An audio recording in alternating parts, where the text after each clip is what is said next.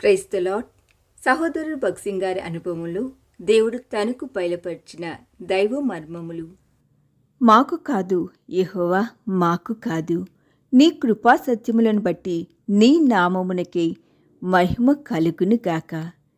కీర్తన గ్రంథం 115:1. దేవుడు దానియేలు తన స్నేహితుల విశ్వాసమును గనపరిచి రాత్రి అందు దర్శనము చేత ఆ మర్మమును దానియేలుకు బయలుపరిచెను. దానియేలు గ్రంథము 2:19. వెంటనే దానియేలు రాజు యొద్దకు వెళ్ళి ఆ కల దాని భావము చెప్పి ఉండవచ్చును. అయితే దానియేలు అట్లు త్వరపడలేదు. ప్రభువును స్తుతించి కొనియాడి ఆయనకు కృతజ్ఞతలను చెల్లించెను. ప్రార్థనలో దీనిని చూడగలము. దానియేలు గ్రంథం 2:23-24. మనము అనేక మార్లు ఇక్కడ పొరబడుచున్నాము. ప్రభు మనకేదైనాను బయలుపరిచినప్పుడు ఆయనకు కృతజ్ఞతాస్థుతులు చెల్లించుటకు మర్చిపోయేదము. దానియేలు తన ప్రార్థనలో పలికిన మాటలను గమనించుము. మేమడిగిన ఈ సంగతి ఇప్పుడు నీవు తెలియచేసితివి. 23. అట్లు వారు కలిసి ప్రార్థించుట ద్వారానే ఆ కల దాని భావం వెల్లడాయనని అతడు గుర్తెరిగెను. దేవుని జ్ఞానము వివేకము ద్వారానే తనకు ప్రత్యక్షత కలిగినని పదే పదే తలపోసెను. తనకి ఎట్టి ఘనతను ఆరోపించుకొనలేదు.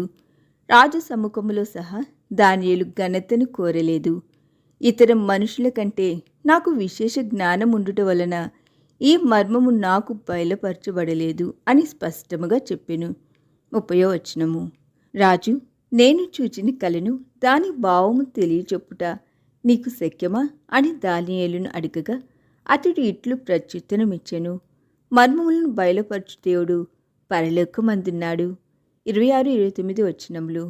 నీవు జయించువాడవుగా ఉండగోరినచు దేవుని మహిమను ఎన్నటికీ దొంగిలివద్దు.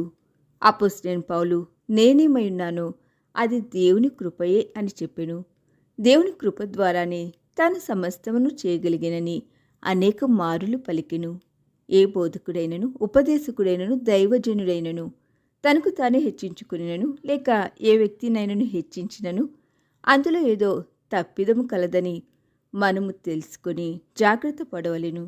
నీవు జయించువాడవుగా ఉండగోరినచో నీవు ఎప్పుడునూ దాగి ఉండి ఇట్లు చెప్పవలెను, నేను కాదు, కేవలము ప్రభువే చేసెను. ఈ దినధ్యానము మనందరి ఆత్మీయ జీవితమునకు ఆశీర్వాదకరముగా ఉండునుగాక. ఆమేన్.